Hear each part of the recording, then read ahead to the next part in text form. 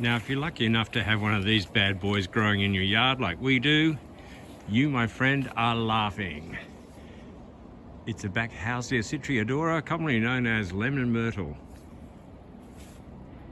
And you just pick, in this case you want probably 3 leaves.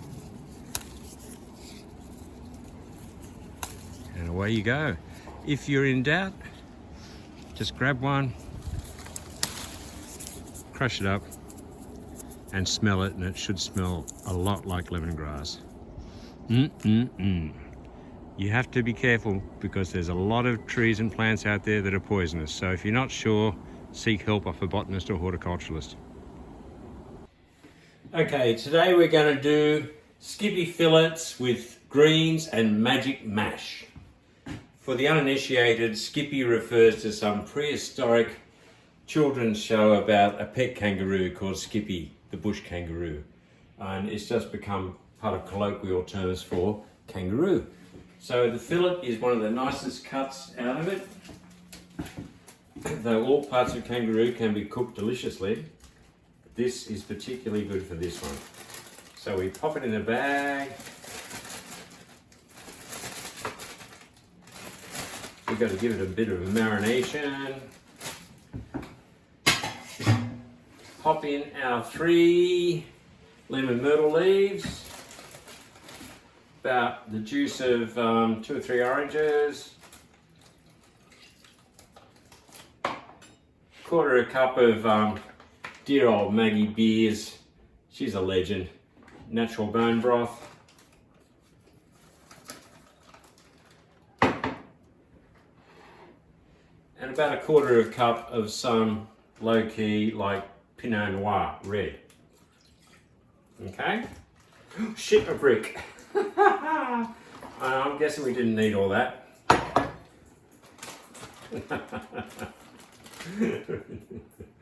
Fuck. Okay, the star ingredient of this marinade is Mountain Pepperberry. It's not widely available, but you can get it from our good old mates at Oz Tucker, and they'll deliver to you. But it's the bomb. But it's best just crushed roughly in a mortar and pestle because it doesn't cope with pepper grinders 100% well because it's a softer pepperberry. It's not actually a berry of pepper, it's a different thing, but it's softer than your black pepper or your pink pepper. So a bit of a mortar and pestle crusheroonie. Chuck it in your marinade. And Bob, my friend, is your uncle. So we just zip that up. Give it about an hour to think about what it's done. Move on to the magic mash. Okay, first step of the magic mash is and I only call it magic mash, by the way, because 100% of the people that try it go, that is the best mash I have ever eaten. So let's find out if you like it. About the same amount of kumera and potato. Not too exciting so far, but let's see how we go. Okay, so I just roughly cube these puppies. I'm not too fussy about how it goes down, just as long as they're chopped up a bit to help them cook a bit faster. And I know there's a lot of division in the ranks about whether you put salt in the water when you're boiling these things or not. Some of my chefy mates have tried both ways and maintain there's no difference. I 100% believe them, but the thing is, my mum always puts salt in the water, so that's what I do too. So we're bunging in some salt, guys, of the non-flash kind, I'm sorry. Whacking on a bit of heat. Now usually I'd go warrigal greens with this dish because we have a buttload of them and they're free, but unfortunately it's midwinter, they've all died back and the new seedlings won't come out till spring, so we're going to have to make do with broccolini. Alright?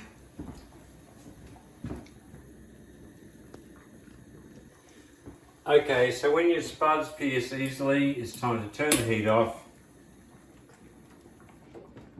and whack your broccolini in a steamer pot, and it will cook over the remaining steam coming off that, trust me. Shazam.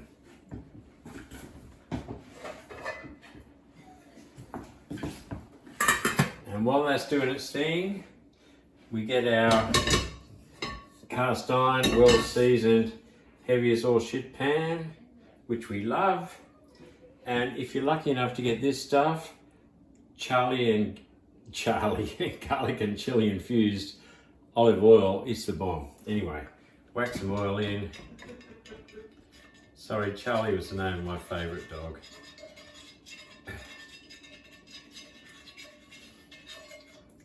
Like ever.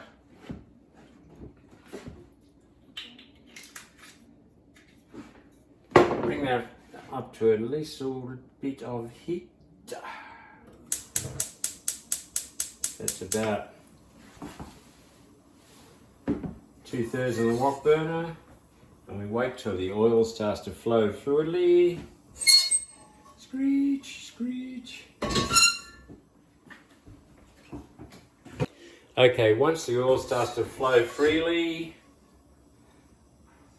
I'd recommend putting a fan on so you don't choke on chili oil.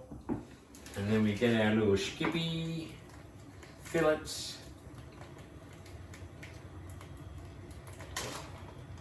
Shake off the marinade and just drop them in one at a time.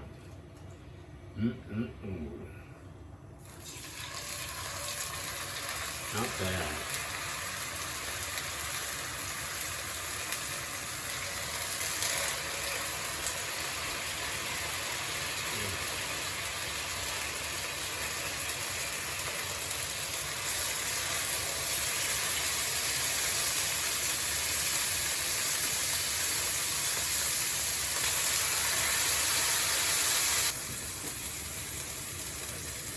Okay, so while that's cooking, need one of these gizmos. Okay, for the magic mash, you need one of these gizmos or something similar. Sweet chili, butter, sour cream. Okay, at this point, flip your roux fillets because they're halfway done. Nice, and nice, and nice, and nice. Very nice. Okay.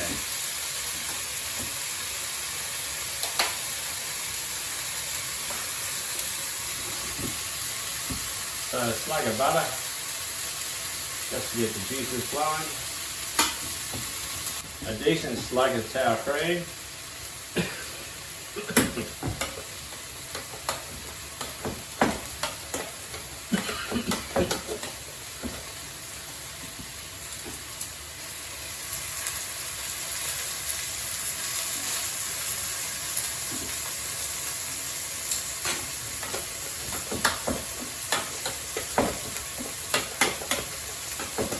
A bit of salt for the salt lovers.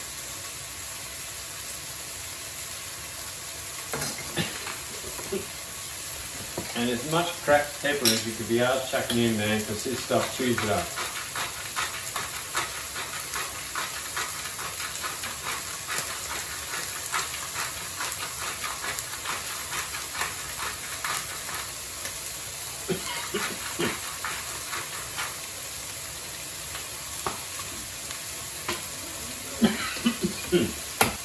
Change of utensil, change of tone.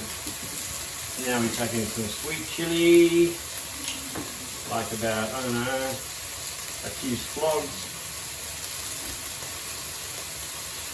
just like that.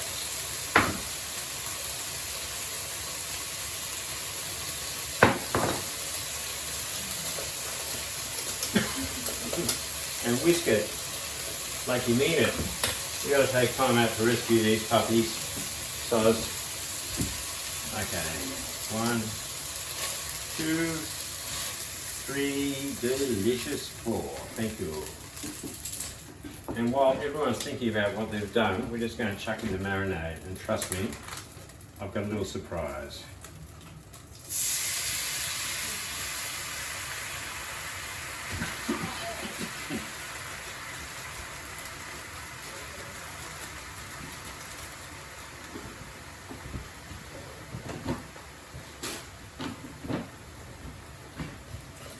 Now the lemon myrtle doesn't really release its flavours till it's starting to cook, but hey, I just chuck it in early to be sure.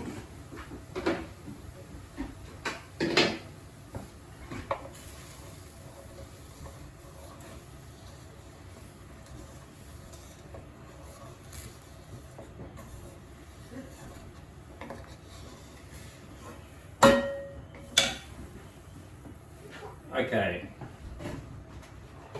I want this to be really light and fluffy, so we're just chucking in a bit of moo juice as well. Okay? And me, you play it by ear.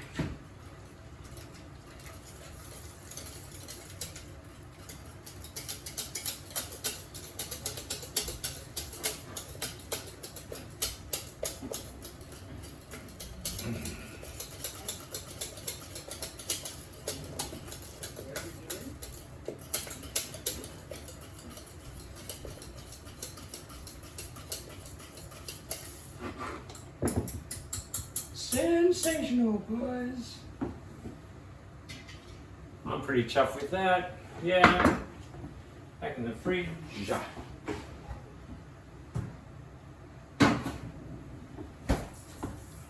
Okay, so we just reduce the crap out of this for a sec. Might need a little bit more heat than that. Once it starts to bubble, we can take the leaves out.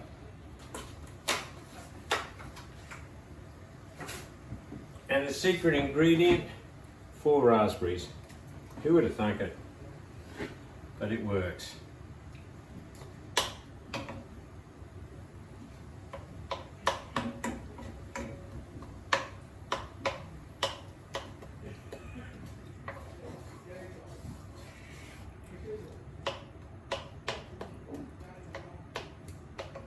Okay, so we're reducing our marinade.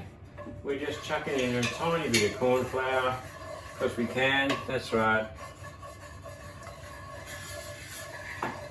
Bring it up to a nice little jus. I think it's going to be pretty delicioso, people.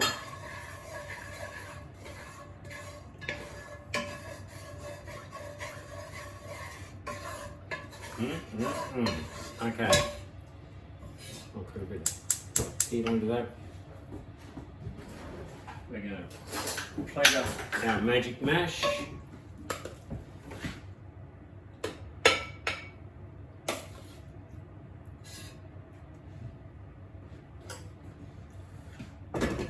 Chuck down some greens.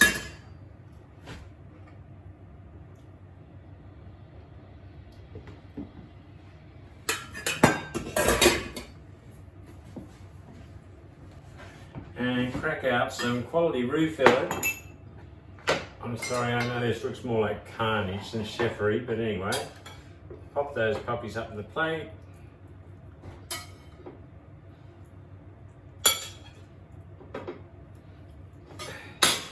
And sprinkle over some of the best sauce known to mankind.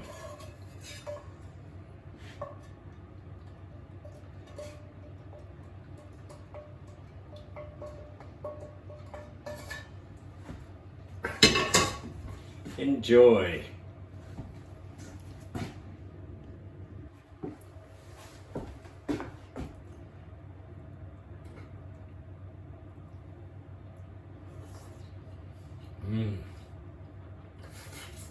OMG.